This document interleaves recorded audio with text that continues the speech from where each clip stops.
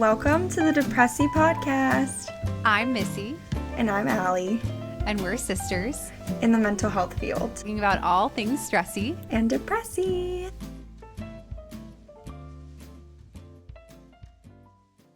Okay, I think this is the first time we haven't fought before we started recording.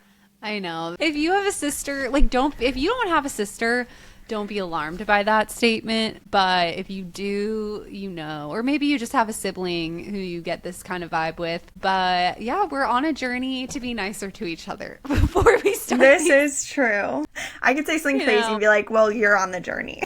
Okay. I am on the journey. But... You are. It actually is scary. I'm like, okay, it's like, hi, Allison. Are you ready be mean to me? Oh, that's what I mean. I'm like, when you have a sister, you understand that obviously there's a limit, but in some ways this is how we communicate, and that's okay. Oh, we got to do our disclaimer. Okay, disclaimer, this is not professional mental health advice. This is just educational purposes, and do with it what you will, but always talk to your doctor or your therapist. Yeah. Should we launch into stressy depressy? Yeah, I feel so stressy depressy right now, but not in an actual, there's nothing looming over me right now, thankfully. But I just came from babysitting. I was actually just debriefing with Missy, and I want to protect everyone's privacy in this situation because kids are just kids, and I babysit for this family, and they're a great family. But the child threw a tantrum for a full hour, and this is a child, not a toddler. And I'm also dealing with little sister, who is a toddler, who thankfully was pretty calm, maybe just a little sad, but the same thing kind of happened yesterday, but it maybe was 30 minutes, but today it was a full hour during babysitting. It rocks you. I cannot imagine being a parent, and just not being able to kind of step away after that. No, we did get to a better place. Get to clock out. You're just no, this is what we're doing all day. Yeah. I feel it is interesting because I didn't feel the urge to yell or lash out or anything. I always wondered if that would be my impulse. That was not my impulse. But I just was getting annoyed would be how I was feeling, and overstimulated. Yeah. And I'm you're not making safe choices. You need to be in your room right now. Oh my gosh. The screaming. The full screaming for a full hour. I'm can you just stop? I don't really know what to say here. I think we talked about it. There's nothing you can say. I'm really, really working to not react to anything that they're saying.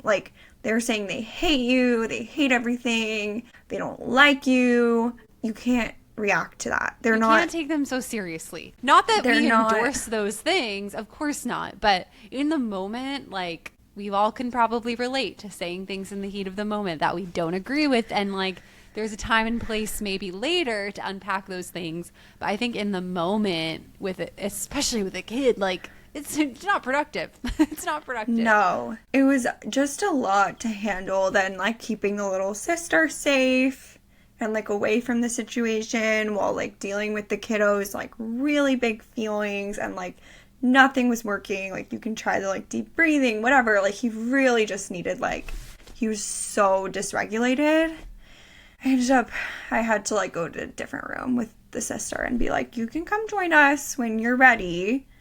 And just completely, me and little sister, I was do not cry. Look at me. We are reading this book about farts right now. You and I are holding you down and I, the fort right because now, I knew girl. She was getting dysregulated, because when you're hearing the screaming, me as an adult, and she's I miss my daddy, who is currently away on a business trip. So I think this is adding to it, the fact that their parent is away, and then their mom is the one at home. They're definitely missing one of their parents. But we got him to come around, and he was, oh my gosh, it literally just drains you. I can't, I truly am I don't know how. I mean, I think when you're a parent, you can also have clear consequences for behavior. So it's a little more what are the boundaries here of It's tough when you actually aren't the full authority, because you can't embody that as much. You kind of just have to roll I know things. Yeah. I just had to be really like firm with boundaries. I said, we're not going downstairs. We're not going downstairs because you could not be safe downstairs. Just holding those boundaries, you almost like puff up like to like look bigger than you are, because I really don't have much in my toolbox for what I can do for a child that's not mine. I would never like. At the same time though, I feel like I just think that's actually not, it sounds like not this grand thing to do, but I actually feel like that is a pretty helpful strategy. Like when a kid is like trying to bounce against all the possible boundaries of a situation, just holding those boundaries firm, even if you don't have like a consequence on the other end, just like, this is the boundary and I am here to be sturdy for that, is like actually a powerful thing. I am like genuinely curious though, because I'm like I don't usually tell the parents if the kid was quote bad unless it's really bad, because right. Unless they ask in like big detail, like maybe I'll say like, oh, we had a little trouble transitioning from dinner to bed, but it was fine, and they kind of know what that means. But if she didn't really ask, but I'm like, I'm gonna tell you what happened because it was bad, and she should like be aware. But it was kind of a weird situation where I'm like, I'm not telling you this so that you get mad at him or that you feel bad for me. Like, I didn't really know. It was just like, just so you're aware. And she was like, I feel like if a kid's gone through like a real emotional moment, like that's actually just relevant. Like, okay, the kid has like a total meltdown, like they might have some residual effects of that. It's like you're passing on to the next shift, like just so you know what he's already been through today. Like, yeah, and he was in a much better mood once mom came home. Like, and he had been for the past like 15 minutes. We had kind of like gotten over this. She like kind of gave him a consequence after, like, okay, this thing that you were asking for, that was the reason that you started getting upset. Well, now you're not going to get it for the whole week because that's not how we act. I think that's appropriate consequence. Like, I'm like, I love a little like backup, like, thanks mom. But I'm genuinely curious. I'm like, I don't know if next time he's going to be able to like think back and be like, wow, I should really regulate myself because maybe I'll get my cookie taken away. Like, I don't think he even has the skills to do that. So I'm not saying the consequence is bad. I think that it actually makes a lot of sense. Like, you didn't really show us that you can ask in a good way and like take no for an answer. So right now we're removing that from the table. So like, I understand that. But also I'm like, how do you actually build these skills for the kids? Like, I don't know. I don't know. Well, no, I completely agree with you. I don't think it's like a bad thing to give kids consequences in that way. And I actually think, that's an example of one that's like, I think the more related to the more of like almost like natural consequence it can be, the better. Right. And that's almost like one that's kind of on the border of between natural and like parent made.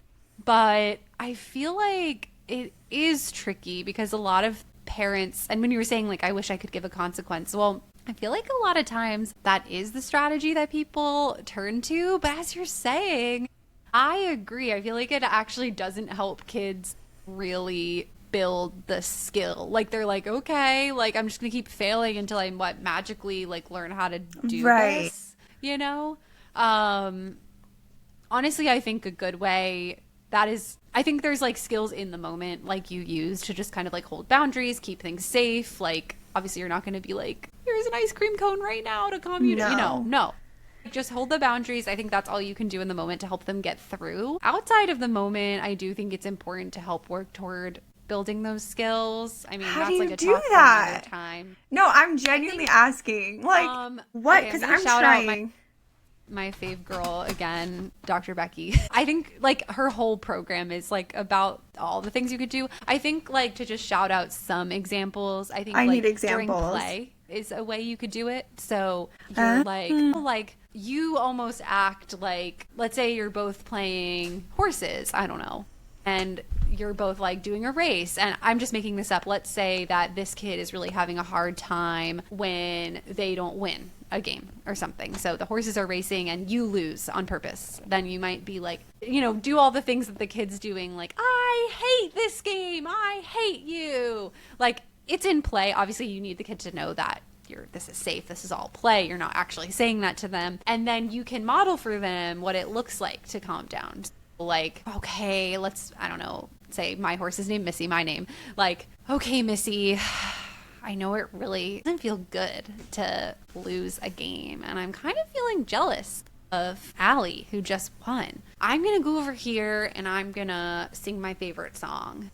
and you like literally do that and then you come back or whatever. You could model it for them. Other ways are actually just like literally practicing it with them. Like depending on what the thing is, maybe it's a transition. Sometimes kids have a really hard time like getting their shoes on, getting out the door. So you might literally say to them like, you know what's so silly that we're going to do? Like tomorrow we're going to go to school, and it's always a lot to kind of like get our shoes on. So right now we're going to practice we're going to have some time every night where we're going to practice what that's like, and we're going to get our shoes on and we're going to get out the door, right? Like whatever it is. Yeah. I'm just giving you a couple examples. I could talk all day about this stuff, but yeah, those are some ways that you actually got like tried to like do a little debrief, which was an iota successful, where I'm like, wow, it seemed like you were so upset that you were saying and doing things that you didn't really want to do or didn't really mean. And he was like, yeah. He's like crying. He's like, yeah, I'm sorry. I'm like, I know. I wonder like what we could do next time. And he answered, do what I want. So he might not have all the answers. I think that's like, great. As they start to learn, I mean, maybe if you pressed him, he really could have come up with something else. I was like, maybe all right. He wasn't quite ready. I don't think he was ready. I love that. Like, here's what I love about that. One, that you didn't make it something intrinsic about him. Like, a lot of times there is this framing that you're being bad or you're a bad kid if you do those things. Again, I'm not trying to say, obviously it's not behavior that we want to amp up or condone by any stretch. It's not good, quote unquote, good behavior. But I think it's not effective to blame the kid or shame the kid. Like in the long run, it's just going to amplify those things. It might work right away, but it's not going to over time help them build those skills. And so I love the framing of like, you were doing things that you didn't want to, kind of naming like your insides of goodness didn't match like your outside actions, which I think we can all relate to sometimes. Yeah, for sure. Yeah. I liked what you said too when we were kind of debriefing about what happened yesterday. You were like, even when they're saying go, like stay close. Yeah. And I was struggling with that because I almost do want to respect their like circle boundary. Like, okay, I can respect that you don't want to get touched or whatever right now. Like, sure. You know what I'm saying? Yeah. But I can relate to that. I feel like sometimes I'm like, just leave me alone. And I actually don't want Lucas to leave me alone. Like my fiance. Yeah. And I'm like, thanks for staying. Totally. But so I was trying to like be like, I'm gonna stay here so I can keep you safe and because I care about you. He's like screaming at me while this is happening. But once like I had to make sure sister was safe, that's when I was really like, we just have to remove ourselves from this situation. But yeah, it is so hard. And like, it's hard when you see them outside of that situation being like so sweet and like knowing that they are such a good kid. Yeah. They are, to quote Dr. Becky, good inside. Yeah. And they just turn into these little, like, monsters. I'm like, they can't control. I know that they're feeling so overwhelmed. I'm like, I don't know. I don't know how to help you with that. Like, yeah, I mean, kids have, I'm just going to be a walking advertisement, whatever. To quote Dr. Becky again, kids have all the feelings and they have no skills to regulate those feelings yet. And so just imagine if you like had no idea what to do when you were angry and we probably know adults like that. We probably all met adults who actually really never learned some of those things. And it's scary, right? To think like, okay, this is actually how this kid is feeling. Like again, it's not to say that we're just like okay with it and we let it happen. Absolutely not. And I was talking about this with you too before too. It's like, you can have empathy for the situation, but just because you feel empathetic or you understand where it's coming from, it doesn't mean you have to be like so quote unquote like nice and kind and warm, being like, this is amazing, I love that you're feeling, tell me how you're feeling. Like, no, of course not. You can feel something and act differently. Like you can feel empathy and still act firm and stern if you need to in the situation.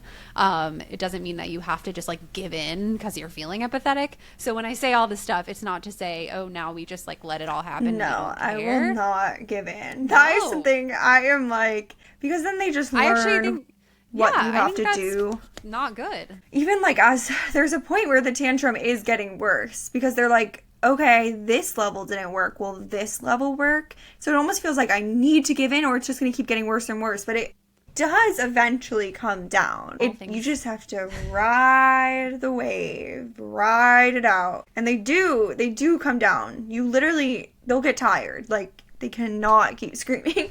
I was saying hours, like, the limit that they start reaching. Like, I need food, like, water. Like, they start to break down a little bit. But yeah, that was rough. It has me questioning, to foreshadow things, my ability to have a child in my life. I know. I'll share my stressy depressy. I feel like whatever the universe is sending us some messages about our one day having children, because my stressy depressy also kind of has to do with this vein, which is my dog Sadie is having a tough go today. Woke up this morning and she had, not to get, whatever, I don't need to get too graphic, but really, really bad tummy issues. Ended up like everywhere in our apartment with blood, in the hallway. So obviously that was extremely scary.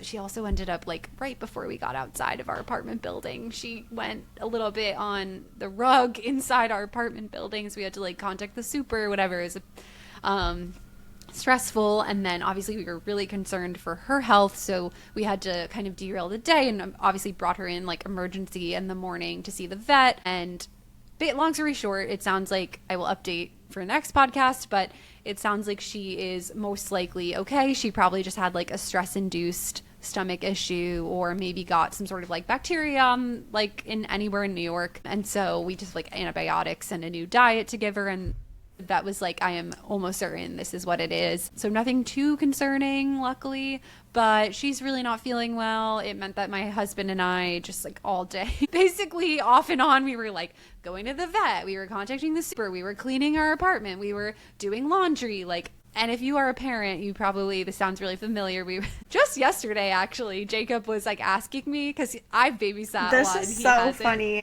He literally goes, when you're changing your kid's diaper, do you ever, like, touch poop? And I said, yeah, yes. You do. You do sometimes touch poop. He was like, no. Like, oh my God. He, like, just his face went white. He was like, I don't know if I can do this one day. Like, this sounds too awful. And I was like, I don't know. I think if you're in the moment, you just have to kind of go with it, and you wash your hands, and then you're okay. But to today, we were touching a lot of poop. We were touching a lot of poop. We were trying to avoid it, but it was unavoidable, and we had a lot of hand washing going on, obviously, a lot of sanitizing everywhere. But I think we both, like, it was interesting. It was almost like, felt like this, like, cosmic thing of being like, it's okay, this stuff happens. But similar to Allie, I'm like, ooh, like, my whole day was derailed. I had things that were kind of on a deadline that I was, like, supposed to be working on, and that is just the life of a lot of parents. So thinking about one day us having kids, it's definitely something on my mind where I'm like, ooh, am I ready for that? Like, I don't know. Yeah. I don't know, because I picture myself when I have kids, like, having so many resources.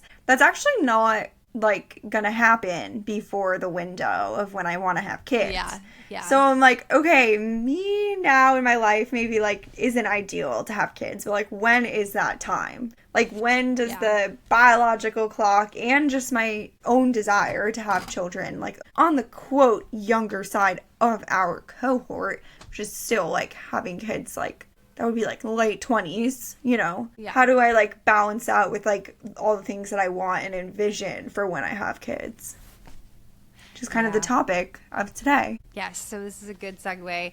I think it's just something that's, like, we're both also applying, like, Allie's applying to residency, I'm applying to internship, and so within this, like, next stage, it's something that we're both considering. It's not necessarily a given, but something that we're both like, I suppose I should check in about, like, or think to myself about what is the kind of working environment I want to be in possibly in this time, or what are the leave policies, what are the vacation time, like, how flexible, or do I want it to be like I'm at somewhere 9 to 5, then I kind of have this clear division when I come up. So many of these questions are coming up and forcing us to be like, is now the time? Or not now, but, like, at some point in that sort of next window of our next step. Yeah. I think, like, I've wanted a baby since I was 17. Like, in terms of, like, knew if I got pregnant, that would have been bad. No bueno. I didn't want to be pregnant, but I wanted a baby. I just knew that it wasn't like something that would be good for like the phase of life I was in. But like that baby fever has been with me for so long that if it were socially acceptable, like, yeah, I would have had kids in like my early 20s. Or if like I had different ambitions in life, like that would have been. I'm like watching like the Mormon mom influencers and I'm like, I think I would love that. Having babies young. I'm on a different path in life. But it is hard to balance as someone who's always wanted kids and who doesn't want to wait until like I'm in my mid-30s when it would be like more stable like career-wise to have kids. So like how am I making that work in my life and like what are the thoughts that are going into that? Is something that I feel like we've been talking a lot about. No, I mean, you're preaching to the choir. I feel like, I don't know, we're cut from the same cloth in this way, and obviously we're sisters, but it's so interesting. I don't know if this is so widely relatable. I found a few people in the wild in our sort of like circles who relate to me, but I find that the vast majority of like my friends, the people I work with, are really like, that's so interesting. I can't relate at all. But I am like you. I feel like, I mean, truly, I can remember being like 5 years old, like playing alone in my room as though I was like mothering my dolls, being like, this is the life I want, like now. Like, yeah. I truly, from the time, whatever, maybe it's socially constructed and it probably is a bit, but like I have had this like strong, deep inner desire to be a mom now from the time I was pretty young. And like Allie, obviously I was hoping for that, just the phase of life. Like I wouldn't have wanted to obviously have a baby while I was like in high school or college, but especially as the years have crept on in my 20s, I think that kind of burning inner desire has started to be like, why not now? And it's tricky when you're also, I care quite a lot as well, as Allie was saying, about career, and it's just like, and you know, being in a phase of life where just frankly like financially and people start families in all kinds of different financial situations, but thinking about like, okay, as a grad student, I'm making very little at this point. Like it's even relative to like many of my friends who are just supporting themselves, like we're in a spot where we're sometimes like, oh, we can't do as much or be included in as much. And so then to add a kid into that is, but I feel like it's because you guys save. I feel like a lot of people around you, because Jacob makes a, not like, I don't want people to go crazy. He's a journalist, but like he makes good money. Yeah. If you were alone, I think, and he wasn't trying to save, we are like pretty, yeah. You guys are really aggressive savers is how I would describe it. So sometimes I'm like listening to you say like we can't afford certain things and I'm not like fully computing, because I do feel like if I'm like, show me your finances. No, I feel like we save. So fair. Yeah. But it's interesting because we are making much less than you guys. Mom and dad help out with my rent. So they pay like my portion of the rent, but that's kind of it. So we are living on Lucas's like $30,000. Yeah. No, that's a year. So I'm like, we do save a lot, but it is hard. Like, so I guess I get kind of confused sometimes how you guys don't have just like $1 billion in my view. Well, I mean, and this doesn't obviously make up all of it, but our rent is about like $2,000 more a month than you guys. That's fair. So yeah, like that's that, true. and so that's like a pretty big chunk of, obviously not everything. We do save, and we have the fortunate ability to save more than you guys are, just because of like that situation. And I guess you guys travel more. We travel a lot, and that's like our big mutual, like and it's not like we're going crazy. We're staying in like the cheapest Airbnb we can find, but like we're getting points or whatever. But we do mutually like love traveling, and especially before kids, we've been trying to like really go as many places as we can, knowing that just financially and also just like logistically we won't be doing that when we have a family, at least at first. Yeah, that's kind of a mutual thing. I also just think living in New York, like it's impossible to socialize without dropping. I mean, whatever. I think you can do different things, and like we'll try to do as many like walks in Central Park as we possibly can. Like I just went out to dinner with friends the other night and it was like pretty cheap. We got pizza at like an Italian restaurant and some drinks, and I paid like $60. Like that was like a cheap night. That is a good point, because I feel like Lucas and I almost never go out. Like, I would say the most going out we do is that we'll go to the supermarket to get food, and sometimes we'll get, like, prepackaged food there for dinner. It's, like, our biggest thing. We almost never eat out. So even with friends, I can't think of the last time we genuinely ate out with people. We would just, like, have them over for, like, a barbecue or something, or, like, do, like, a potluck. I'm trying to think. We, like, just don't socialize in that way.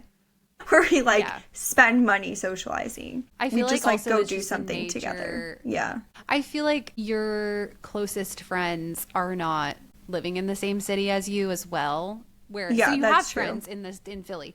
But, like, it's often like, oh, it's a kind of a friend group where, and also just the nature of the city, people have more space to have people over. And all my friends have, like, multiple roommates, so we can't really go to each other's. That's true, yeah. Like, so I'm like, do we even socialize now? I'm thinking about it.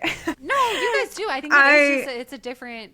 And yeah, again, we'll usually just go over, chill at someone else's place, and maybe we'll, like, order in stuff. It's, like, $5 a person to, like, get, if we, like, all get Chinese food. So it is different. We're saving in that way. But anyway, I feel like we got into a little bit of a head-to-head, or, like, just, like, a sticky moment between us. Because we can talk about this. Because I went and visited my friend who has the most adorable baby I've ever seen on planet Earth. She's my niece, basically. And I'm obsessed with her. But I went over to visit her, and I was staying there, like, 3 nights. And her husband was going to a wedding, so I was just staying with my friend and this baby. 1 child. They also have a dog and a cat. The dog, they just recently moved, so the dog is, like, newly having this situation where she, like, can see people walking by on the sidewalk through the window, and is, like, taking this opportunity to, like, bark at everything that's going on. And the baby had just recently gotten shots, so, like, just gone over, like, a fever, but still was, like, spitting up and, like, kind of acting weird, having, like, big poops, and, like, not sleeping. Oh my gosh, not sleeping. And just, like, my friend was getting stressed because the baby wasn't really sticking to the schedule, which is important when you have a baby, because if they're not sticking to their schedule, then they're not gonna, like, you have to, like, eat. She's, like, breastfeeding, like, that's the schedule, like, putting her to bed, making sure she sleeps the whole night. Like, this is all, it's like a well-oiled machine that needs to be, like, in place. Yeah. The dog's barking, the cat's running around, and they have, like, a pretty size, like, just, like, a house, so, like, you can go downstairs to the living room and, like, try to get away.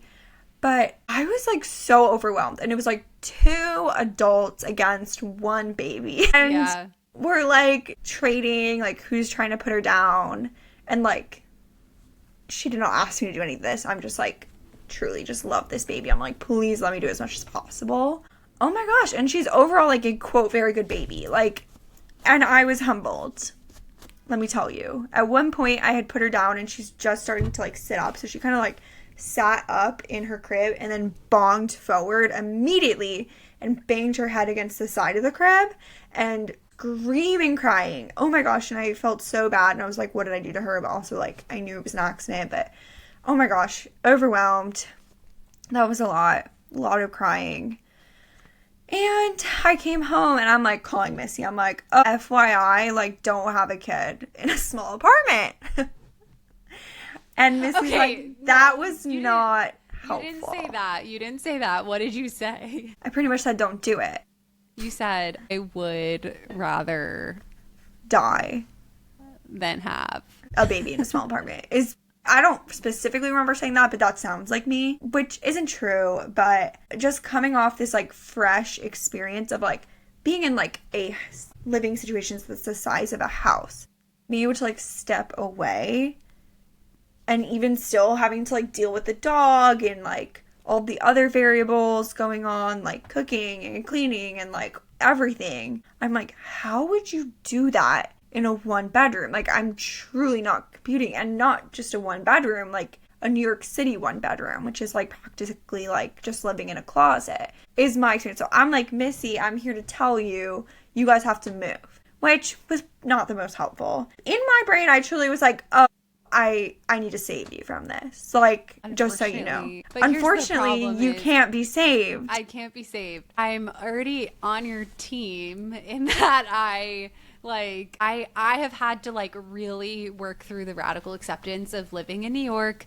It's really not my favorite city, but it's something that, like, I've grown to, like, definitely have, there's many positive aspects of living here. But yeah, my husband, like, works here and really, really loves it here, and we will not live here forever. And I think it's important to compromise. There's many things that, like, we've both compromised on in our relationship. And so, and, you know, I don't know what will happen with internship, but it's definitely, like, a strong chance that I'll end up in the New York area, just because I've, like, already done a lot of my training here, and they tend to, like, prefer people who, I don't know, if they think you have a reason to want to stay, like, you might be a more competitive candidate in an area where you're already living. So who knows what will happen, but I definitely think there's a strong chance we'll end up staying, depending on how everything goes. And so I've just had to be, like, radically accepting that, like, we may stay here, and depending on our baby timeline, that could mean, again, not right now, but, like, down the road while I'm on internship, that we may be right after, that we may end up having a child in this apartment. And that doesn't excite me. It's a tough thing because, like I said, I've wanted a baby since I was, like, able to talk, and I just don't want to delay anymore past when it really feels like it could you guys be time. Are ready. Yeah. Yeah. But one thing that gives me pause is living here and not having a ton of space. And I feel like I'm already, like, always about to break. Like, there could be, like, one straw, like a last straw that just makes me be like, I hate it here and I need to leave immediately. So when Allie was like, I would rather die than have your life, I don't think I realized. Can't hear that right now. I don't think I realized. I knew that you didn't like living in New York, but I think I didn't realize that you had already thought through this and just accepted it, which maybe was kind of silly of me. But personally, I didn't realize it fully until I experienced. I was like, Missy, where is the changing table going? Where's the stroller? Like, I'm, like, doing the math. I'm like, you haven't been here though. We actually for a New York apartment. Most people probably wouldn't think we have a lot of space, but for a New York apartment, we have a decent amount of space. And then I'm picturing this baby crawling around and Sadie, like, pooping on top. A day like today would be tough, and we probably will have that. That kind of being day. said, people have babies in women's shelters, which is not ideal. People have babies all over the world in many different scenarios, and they not make to it work. compare this to a women's shelter. Not even close, No, but just no. What I'm saying is, like, maybe it's very, like, unrealistic of me to, like, think that you need to wait to have a kid or move because you're in. Everything needs to be perfect. Everything needs to be perfect for this to happen. So I'm like, have you considered? I'm like, okay, I won't bring it up again. But this is kind of the perfect way that I can talk about it again because we're doing it for our podcast. Like, and another thing, I just need to make my point. I know. I hear you. Truly would Trust me, I am, like, so on the same page, and I just what can't, I think you it. need is a really good pair of noise canceling headphones. Yeah. I think that's what I would need to get through that situation because you can't, like, leave and, like, the walls are going to be thin. It's a pretty small space. So, like, I think I would still need peace and quiet. Like, I would put in my noise canceling headphones and, like, practically walk around with an eye mask. Yeah. Who knows? We may not end up having a baby here either because we move for internship or because I don't end up having a baby during that time. So there's so many unknowns. I feel like a bigger theme for me in general with this whole process is just trying to be more flexible because I think you have this idea, you grow up with this idea of, like, exactly what you think your life is going to look like. And I also do think that obviously you want certain, like, levels of, like, safety and security, but I also think that it can be a slippery slope in a bad way to feel like every star needs to align before you move forward with trying, because as we've talked about before, then you just end up delaying until actually it could be, like, possibly a fertility issue. I know. And everyone likes to tell me, well, my mom had me when she was 74. Like, obviously not. But, like, everyone likes to tell me about how their success story that they've heard about. But I'm like, I've also had the exact opposite, where I actually babysit for quite a lot of, like, physician families. And straight up, I've heard many times when they hear I'm, like, getting engaged and, like, interested in having kids, they're like, do it now. Like, obviously, I'm not going to do it. Well, not obviously, but I'm not going to do that right now.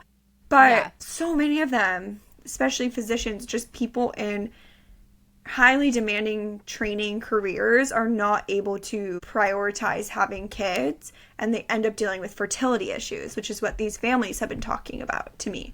Like, and you just look at the statistics. I mean, doctors, like, in general, just have way higher rates of, like, infertility, and you could, like, go into why that is, and, like, part of it is just because they wait, like, because the training does not allow that flexibility, particularly for moms, which goes into, like, another layer of it, which we've talked a lot about. Yes.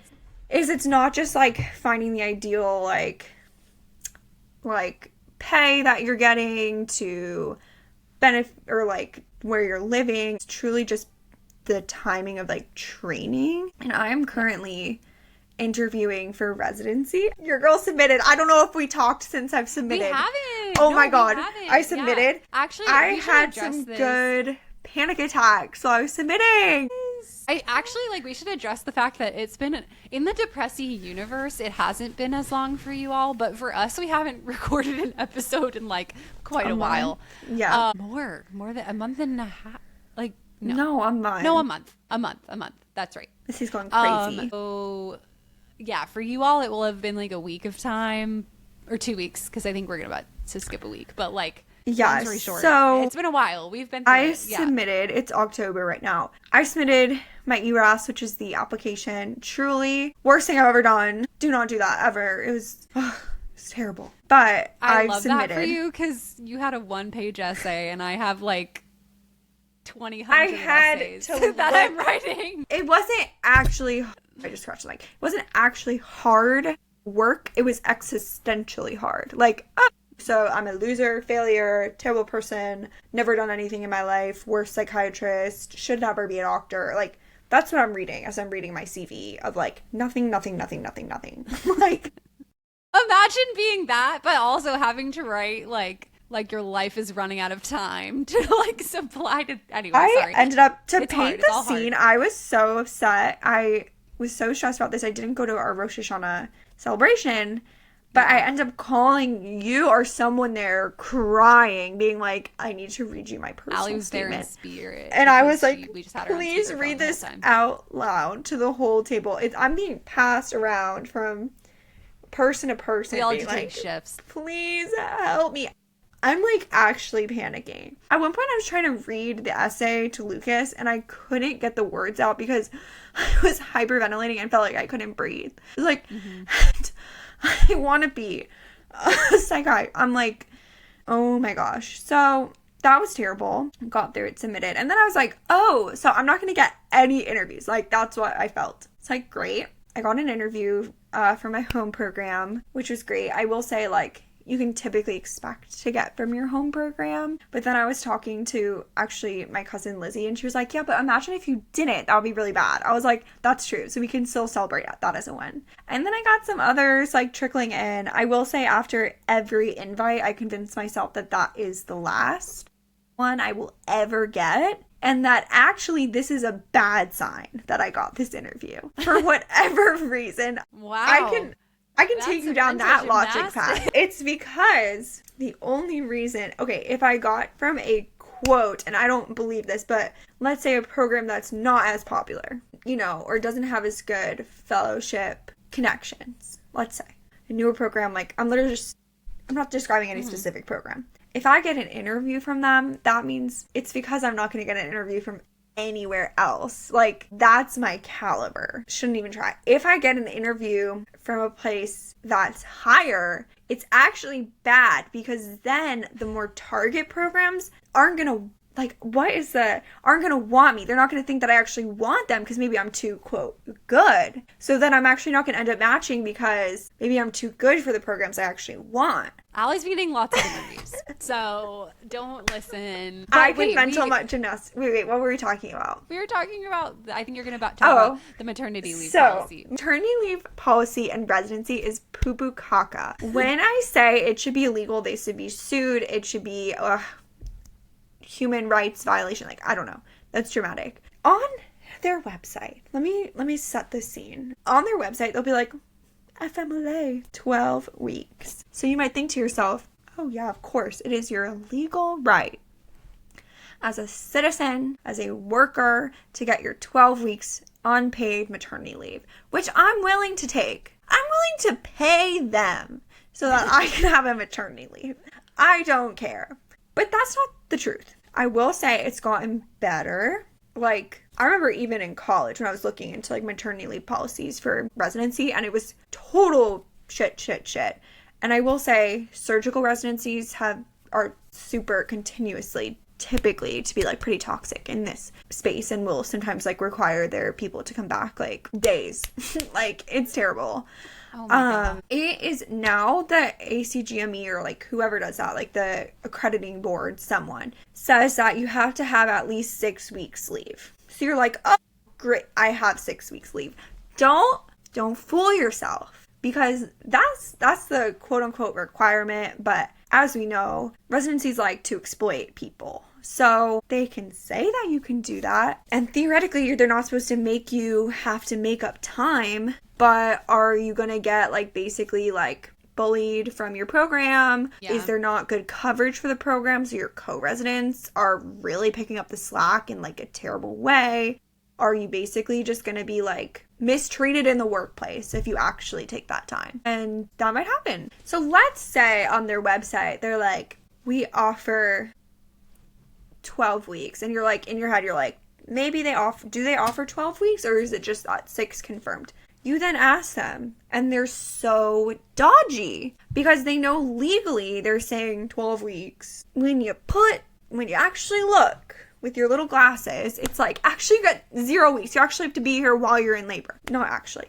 But they'll be like, well, you can take 6 weeks without having to make up time. What does that mean? It means you can only take 6 weeks. Because someone like me who wants to do a fellowship, typically that goes like straight from residency into fellowship. And it just very much delays everything. Is there any regulation about this? No. The only quote regulation is that you're supposed to have 6 weeks without having to make up training time. But that a program can decide for themselves if you have 100 weeks off or those 6 weeks without having to make up time. Which doesn't make sense. Why would one program you have to work a certain number of hours and one program not? It's really just like how family friendly the program wants to be, and they can choose. It's literally like, they'll be like, if it's a C-section and it happens on a Tuesday and you name the baby with an E name, you can take 6 weeks and 1 day off. Like, it is so, like, they cannot give you a clear-cut answer. You really have to ask, and I want to like put this out for people who are interviewing. The question that I've gotten, or that I asked, that gets the clearest answer is saying, how much time can someone take for maternity leave without extending their training? That is the question that gets me the best answers. But anyway, how this all goes into like my planning, because it has to be about me, is that I feel like I won't be able to have a child my first or second year of residency, just because of like how I picture myself like breastfeeding. I picture myself like honestly getting 12 weeks. And if it has to be 8 weeks, let's say, for a program, I picture myself, usually third year psych residency, you're like more outpatient. I at least picture myself like not having to take call when I come back. So like that, yeah. I don't think it will work my first and second year. So it just sucks that your career dictates when you're going to have kids, and that they're basically allowed through this sneaky way to not give you your legal like right of 12. You're like, you can take 12 weeks, but then you won't graduate. Right, and it's like, what are you supposed to? Obviously, you could like take them to court, but then you're like, one sec, I'm getting a call from my DoorDash. Hello.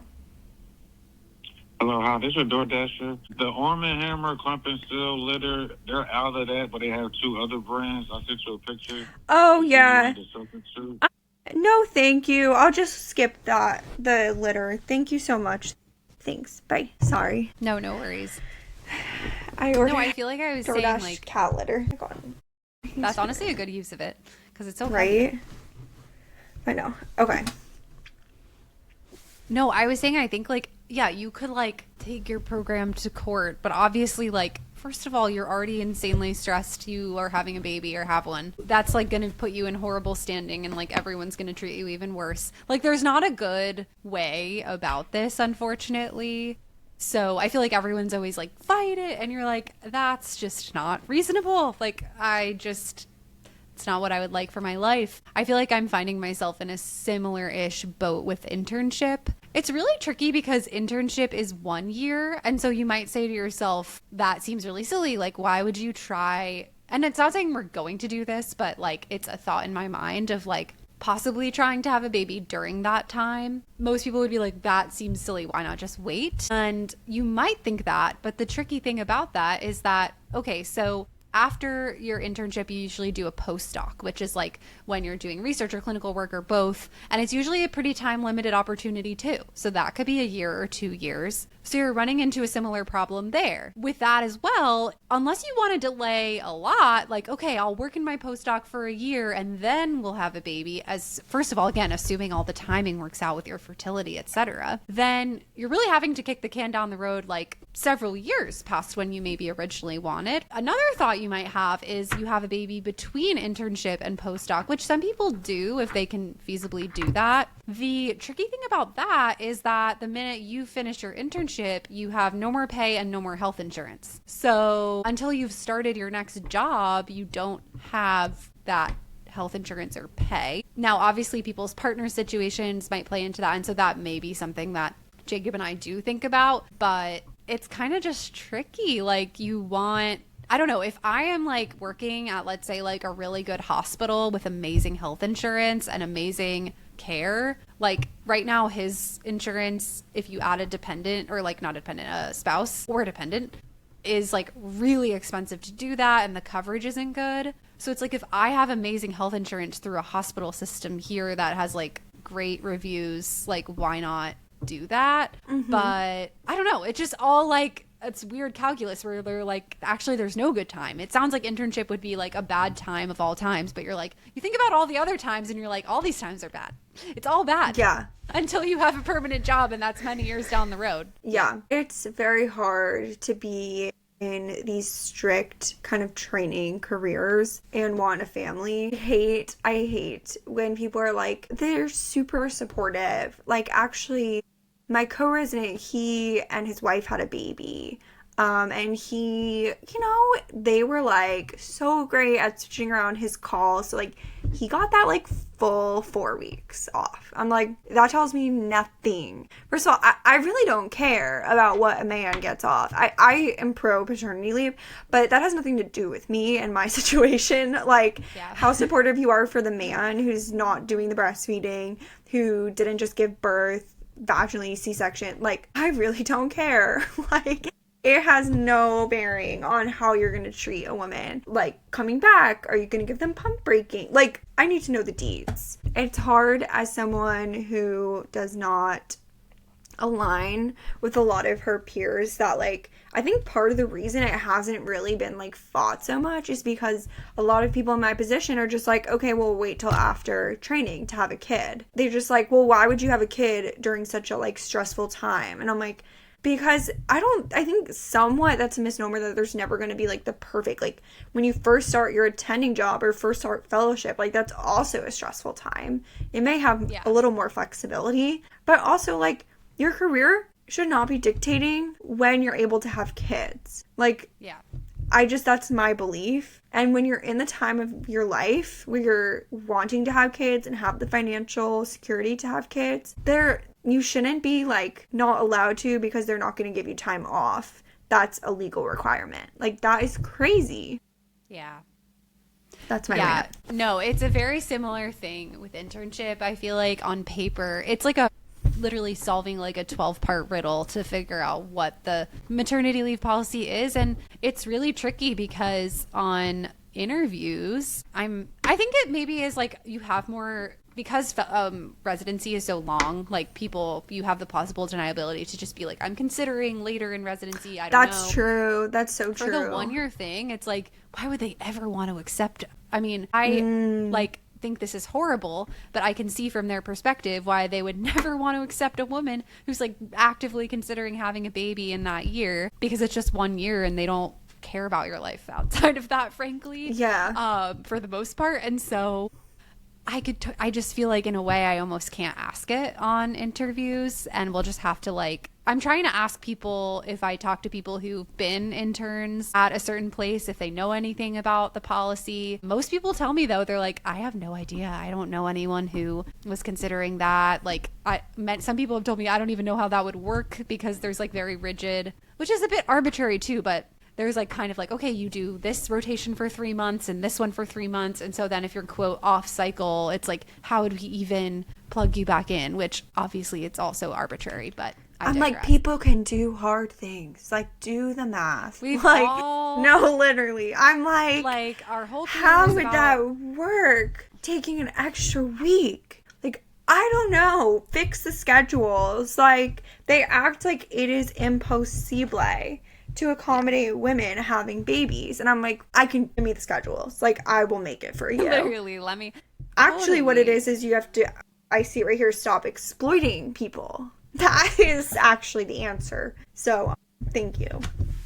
This is really Allie Unhinged. I know. Allie Unhinged. And it's like when I'm applying places, obviously my top choices are places that have, obviously, like, you're going to have intensive training. That's just part of the year. But that would offer more flexibility, and also ones where it's not like so dependent on your co-interns, because there are some sites where it's like Allie was alluding to, if you're not there, even if, let's say, you take vacation, you're allowed to take vacation, but if you take vacation, your co-interns are covering for you. And so you don't want to be exploiting that too much, because, of course, like, you don't want to be the person who's always giving people tons of extra work.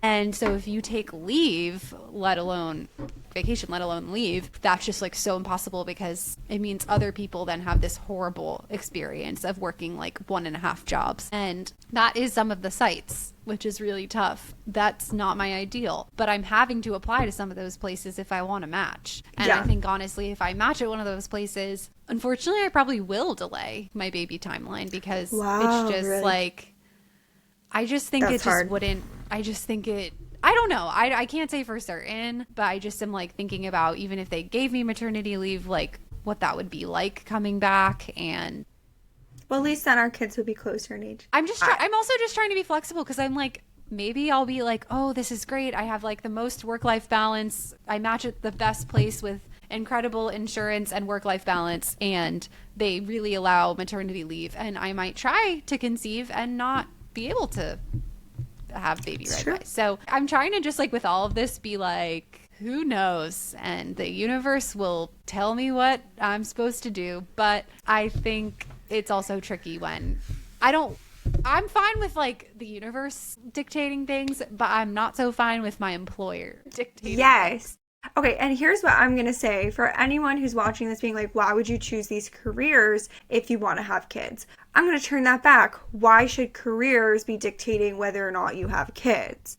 Like, are you just saying that women like shouldn't be in this field? Yeah. Is that what you're insinuating? Because that's what it sounds like. When you say that there shouldn't be policies that are friendly and supportive of women having babies, you are effectively saying that women cannot enter that field unless they like give up that part of themselves. Like, and I don't think that's something that anyone should ask someone to sacrifice. Well, it's so interesting, because I've actually had like a number of conversations with people recently where they've talked about like finding an OB-GYN, being like, I only want to have a woman. I can't even imagine people who have a male OB-GYN. And I've tried to educate them on like, actually, it's extremely difficult to be a woman in OB-GYN, because every policy is just so, it's a surgical residency. So I truly think one of the most brutal. Yeah. It's, I mean, not impossible. People do it, but I think it's like really, really hard. And so if you're a woman who wants to have kids in that timeline at all, and it's a long residency, like, sorry, you've got to wait, or you've got to go into a different field. And I think a lot of women get pushed away. And then we lose out. We lose out as a society if we don't have women in fields. Like, That's yeah, because the here end all these result. women are saying, I only want to see an OB-GYN who's a woman. Meanwhile, it's so much harder to enter that field if you're a woman. And I'm just going to wager, if you're a woman who loves babies and you want to be an OB-GYN, I'm just going to wager that like many of those women considering that path probably want to be moms themselves. Yeah. And many are probably pushed into like adjacent fields to say, you know what, I would also probably really enjoy psychiatry and that's a better like lifestyle. So I'm going to do that. Yeah. Anyway, you truly got unhinged Allie and a little bit unhinged Missy. And if you're our internship or residency site, don't watch listen. this. Don't listen. But also, I'm going to be taking that maternity leave. So, please. But also accept me. I'm a nice person. Same. I don't think also anyone tell watches. us. I don't think any of them will. So I think it's pretty much just our friends and family at this point. If you're not our friend or family, can you comment? Like, I want to know. Shout us out. Like, I want to know who you are if you exist. Shout out to you because you keep us going. Also, our friends and family. Like, don't worry, we love you too. Love you guys. Let us know. So we did like a whole string of episodes that are like, we're going to give you advice about sleep and marijuana use and when you're depressed, what to do. And now we are back to like some of our different content of just chit chatting about our lives and our decision-making processes. So if you have like a preference, tell us because it's helpful to know. Okay. Love you guys. We'll see you soon. Bye, everyone. Bye.